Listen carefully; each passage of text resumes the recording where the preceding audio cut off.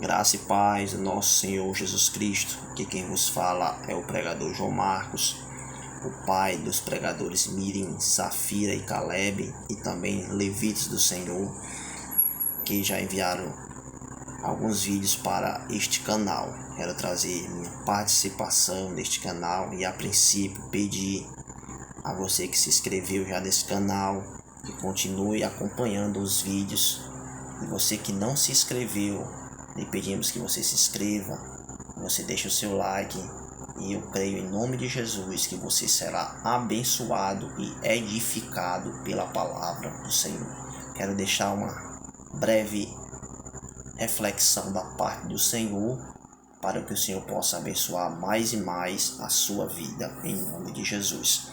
Você que na sua casa tem o livro sagrado, juntamente comigo, peço que você abra o livro de Eclesiastes, capítulo de número 9, apenas o versículo de número 10.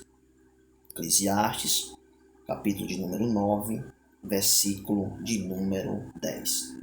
Diz assim o texto sagrado: tudo quanto te vier na mão para fazer, faze conforme as tuas forças. Porque na sepultura para onde tu vais, não há obra, nem indústria, nem ciência, nem sabedoria alguma. Abençoados, o texto que o Senhor traz ao meu coração nesta oportunidade para compartilhar com os irmãos e também para os simpatizantes na fé, é um texto bastante edificador. Todos nós somos conhecedores que a vida e história do rei Salomão é uma das histórias mais fascinantes da Bíblia Sagrada. Quem foi o rei Salomão? Aonde se iniciou a sua história? Salomão, um dos filhos de Davi, segundo filho de Davi com Batseba. Salomão foi escolhido por Deus, mesmo não sendo o filho primogênito do rei Davi. Ele foi escolhido para ser o sucessor de Davi no trono de Israel. Também recebe de Deus a grande responsabilidade de construir um templo para adoração ao nome do Senhor, para que o nome do Senhor pudesse habitar no meio de Israel. Quando eu medito na história de Salomão, eu fico muito maravilhado de ver os propósitos de Deus, projetos de Deus realizados na vida do homem. A vida de Salomão nós podemos dividir em 3 partes, ou podemos dizer, se divide em 3 livros. Os livros a qual Salomão escreveu em toda a sua vida. A vida de Salomão é dividida e contada de forma minuciosa nesses 3 livros: Cantares, Provérbios e Eclesiastes. Esses 3 livros foram escritos em momentos distintos da vida e história do rei Salomão. Quando Salomão escreve o seu primeiro livro, o livro de Cantares, Salomão atravessa a sua juventude, a sua jovialidade. No livro de Cantares, se você ler o livro de Cantares, você pode observar um homem jovem a qual expõe a sua força, a sua robustez, a qual expõe a força de um jovem. Cantares é a exposição de Salomão, do seu amor, da sua paixão pela sunamita. Em Cantares, Salomão expõe a força de um jovem, pois um jovem, ele busca descobertas, ele busca experimentar experiências novas. Esse era Salomão quando estava escrevendo o livro de Cantares. Mas o tempo passa, e com o passar do tempo, Salomão vai escrever o seu segundo livro, o livro de Provérbios. Quando nós observamos o livro de Provérbios e voltamos para o livro de Cantares, parece que estamos falando de pessoas diferentes, mas é o mesmo Salomão, que agora não é mais o jovem que escreveu a carta de amor à sunamita, mas agora é um homem de meia idade. É um homem agora que já começa a ter experiências de vida, experiências com Deus. quando nós lemos todos os capítulos de Provérbios, nós identificamos um Salomão em processo de amadurecimento. O livro de Provérbios é um livro doutrinário e de ensinamentos para a nossa vida. Porque é assim, quando nós passamos de um jovem para um homem de meia idade, a razão fala muito mais do que o nosso coração. E nós aprendemos a ter experiências com Deus. Mas o tempo continua a passar. Agora Salomão vai escrever o seu terceiro e mais poderoso livro. E nesse processo de amadurecimento, Salomão agora chega no apogeu, no auge do seu ministério. E o Salomão que escreve cantares, que escreve provérbios, agora vai escrever um livro poderoso, um livro forte e edificador para nossas vidas. Salomão vai escrever agora o livro de Eclesiastes. E no livro de Eclesiastes, Salomão vai expor tudo que ele buscava sobre Deus. Porque desde o momento que Salomão se encontra com Deus pela primeira vez, que Deus se manifesta para Salomão, Salomão pede a Deus sabedoria. E o maior desejo do coração de Salomão era entender o significado da vida. O maior desejo do rei Salomão era esse, entender o significado da vida. Por que o homem nasce? Por que o homem cresce e por que o homem morre? Quais os propósitos de Deus no nascimento, no crescimento e na morte do homem? Quando Salomão escreve o livro de Eclesiastes, no capítulo 1, ele começa a expor que ele está entendendo o verdadeiro significado da vida. Quando ele escreve Eclesiastes capítulo 1, ele diz: vaidade, vaidade, tudo é vaidade. Que proveito tem o homem do seu trabalho debaixo do sol? Olha o que Salomão diz: uns vão, outros vêm, mas a terra para sempre permanece. Quando Salomão escreve o capítulo 3 de Eclesiastes, continua esse processo de entender quem é Deus, de entender o processo do conhecimento do homem a Deus. No capítulo 3 ele diz: há um tempo determinado para tudo na terra. Há tempo de nascer, há tempo de morrer, há tempo de chorar, há tempo de sorrir, há tempo de ganhar e há tempo de perder. E esse livro é muito edificador. Olha o que ele diz no capítulo 5 de Eclesiastes: guarda o teu pé quando tu entrares na casa de Deus. Atenta mais a ouvir do que a oferecer sacrifícios de tolo. E nesse processo de conhecimento deste livro, Salomão vai expor que Deus o amadureceu, o que Deus estava fazendo na sua vida. Pois Salomão não é mais um moço de cantares, não é mais um homem de meia idade de provérbios. Salomão agora é um homem de cabelos brancos, é um homem de experiência, é um homem que já passou por várias lutas, várias provações em todo o seu ministério.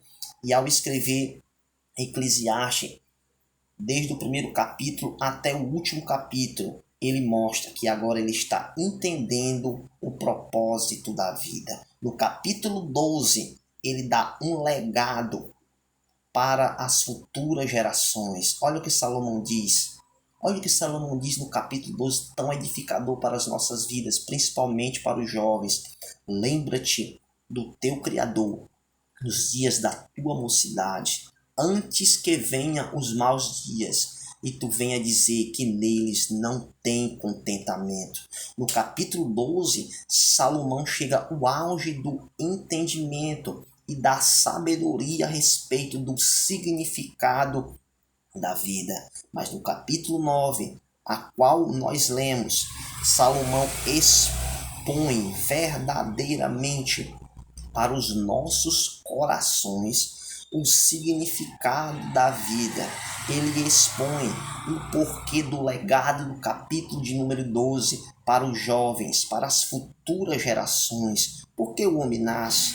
Por que o homem cresce? e por que o homem morre. No capítulo 9 e no versículo 10, a qual nós lemos, é muito poderoso, é muito edificador para as nossas vidas. Vamos ler novamente este versículo para que nós possamos entender o que Salomão procurava e este legado que Salomão deixou para nós. Olha o que diz o texto sagrado. Tudo quanto te vier a mão para fazer, faz conforme as tuas forças.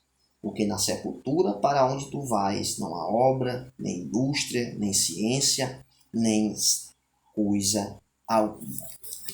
Abençoados, o que é que Salomão, inspirado por Deus, estava dizendo para nós? Todos nós nascemos, crescemos e morremos.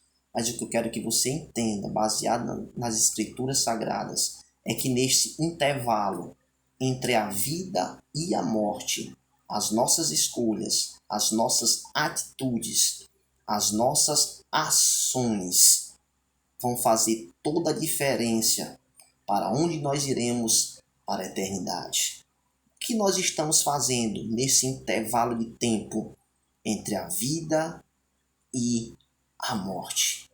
Salomão agora está entendendo por que o homem nasce, por que o homem cresce e por que o homem morre. Olha o conselho de Deus por intermédio de Salomão para nós. Aproveite a vida. Tenha atitudes. Faça aquilo que o Senhor tem colocado no seu coração. Porque esse intervalo de tempo entre a vida e a morte, para uns são 10 anos, para uns são 20 anos, para uns são 50 anos, outros chegam a 70 anos. Mas só Deus sabe quando durará esse intervalo de tempo. O que nós devemos fazer? Nós devemos se preparar. O abraço que você queria dar, um abraço que você pensou em dar, não deixe para amanhã. Aquele pedido de perdão que você pensou fazer para alguém, não deixe para amanhã. Aquele lazer que você pensou em ter com a tua família, não deixe para amanhã. Aquela palavra que você pensou em dizer para a tua esposa, eu te amo, não deixe para amanhã. Aquela palavra que você pensou em dizer para os teus filhos, não deixe para amanhã. Nós vivemos um tempo de calamidade, nós vivemos um tempo de luto, de dor, de angústia. Nós vivemos um tempo de pandemia. Quantas pessoas já morreram, quantas pessoas já desceram à sepultura. Quando eu olho para a Bíblia Sagrada, eu vejo que as pessoas só deixam para valorizar as outras pessoas depois que elas morrem. Até com Jesus foi assim. Jesus foi preso, Jesus foi colocado na cruz do Calvário e não teve ninguém na cruz do Calvário fosse defender Jesus. Mas depois que Jesus morreu, deu o brado e disse que estava consumado, olha o que aquele centurião disse: verdadeiramente este homem era o Filho de Deus. Quantas pessoas estão nessa mesma condição? As pessoas não valorizam seus pais, não valorizam seus filhos, não valorizam seus parentes, os seus amigos, mas depois que perdem, expõem no velório, expõem naquele momento de dor o seu sentimento que amavam, mas não tiveram a coragem, a atitude de quando eles estavam vivos, de fazer algo, de dizer que amavam, de abraçar, de perdoar. E isso é a nossa vida como ser humano. Nós não sabemos quanto tempo nós estaremos aqui nesta terra, mas baseado no conselho de Deus por Salomão, nós temos que valorizar cada momento, cada oportunidade que o Senhor nos dá aqui nesta terra. Muitos já morreram, já foram sepultados, mas eu e você estamos vivos. E se estamos vivos, nós temos a oportunidade de pedir perdão a alguém a qual ferimos. Nós temos a oportunidade de amar aquele que nós aborrecemos. Nós temos a oportunidade de ajudar aqueles que necessitam. Nós temos a oportunidade de sermos diferentes em meio a uma geração pervertida. ao meio a uma geração perversa. A morte foi a condenação. A morte foi a sentença dada a Adão lá no Éden. Gênesis capítulo de número 3, versículo de número 19. Depois do pecado de Adão e Eva, Adão é sentenciado por Deus. Olha o que Deus diz a Adão. Olha a sentença de Deus devido ao pecado de Adão. Comerás do suor do teu trabalho. Tu és pó e ao pó tu tornarás. Essa é a sentença. Nós carregamos essa sentença. Assim como nós somos seres humanos, nós carregamos essa sentença de morte. Os homens nascem, crescem e morrem. Olha o que o apóstolo Paulo diz lá em Romanos, capítulo 7, versículo 24. Miserável homem que sou, quem me libertará deste corpo de morte? Segundo a Bíblia, por um homem veio a morte, mas por um outro homem, que é Jesus, veio a ressurreição dos mortos. O ímpio, quando morre, ele não tem certeza alguma, mas nós cristãos temos a certeza que mesmo depois da morte, humanamente falando, nós temos a vida eterna. E eu quero que você guarde essa palavra no teu coração. Não deixe os teus projetos para realizar depois que você morrer, porque não há mais tempo. Faça hoje o que Deus propôs no teu coração. Realize hoje o que Deus propôs no teu coração. Esse vento dessa pandemia vai passar. Essa luta vai findar. Mas a pergunta é para mim, para você. Olha que pergunta de Deus para mim, para você. Como nós estamos se comportando diante dessa triste realidade a qual enfrentamos? Quais atitudes você tomou? Será que diante de tantas mortes que você viu, você teve uma atitude de pedir perdão a alguém que você machucou, abraçar alguém que você aborreceu, ajudar quem era necessitado? Porque na morte nós aprendemos o significado da vida. Eclesiastes capítulo 7, versículo 2. Olha o que Salomão diz também. Salomão disse assim: é melhor ir em uma casa onde há luto, onde há morte, do que ir a uma casa onde há festa. Porque numa casa onde há luto e onde há morte, existe aprendizado de Deus. Quando nós vamos em um velório, quando nós vamos a um enterro, nós entendemos que o fim de todo homem, humanamente falando, é em um caixão enterrado, voltando ao pó, como Deus falou para Adão. Mas nós cristãos temos a convicção da vida eterna. Eu deixo essa palavra como meditação para o teu coração. Tenha atitude. Aprenda com a tragédia. Seja uma pessoa diferente com as lutas que você está enfrentando. E eu creio que Deus vai te abençoar poderosamente. Encerro aqui esta mensagem. E quero encerrar esse vídeo com a oração para que Deus possa continuar nos abençoando poderosamente. Vamos orar. Deus bendito, Deus eterno, nesta oportunidade nós te agradecemos pelo privilégio da salvação, por o Senhor ser tão bom, tão misericordioso. Não merecíamos, Senhor, mas o Senhor nos escolheu, revelou o teu evangelho dentro do nosso coração.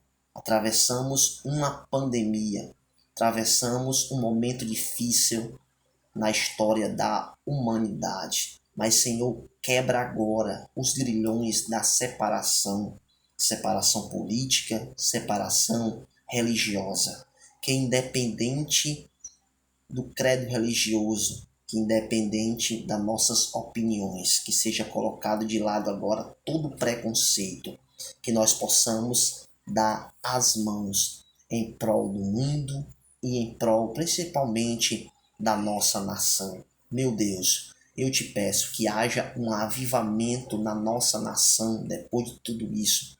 Não simplesmente um movimento, mas um avivamento que tem as suas marcas no arrependimento. Um avivamento que mude caráteres, um avivamento que traga amor nos corações, um avivamento que traga um sentimento de paz, de união entre os verdadeiros cristãos nesta terra. Que haja menos separação, que os homens deixem de buscar os seus interesses próprios e busquem os interesses dos outros. Meu Deus, que a gente possa amar, que a gente possa respeitar, que a gente possa conviver com as diferenças, para que o teu nome, somente o teu nome, seja glorificado. Tira todo o orgulho, tira toda a avareza, tira todo sentimento que não edifica, todo sentimento que separa os homens. Meu Deus, eu sou grato por esta oportunidade, que este vídeo alcance e abranja corações e que a alma se renda ao teu nome pela pregação da tua palavra, em nome de Jesus. Que Deus possa vos abençoar poderosamente, que você possa continuar acompanhando os vídeos, e eu creio que Deus tem uma bênção especial para você, em nome de Jesus.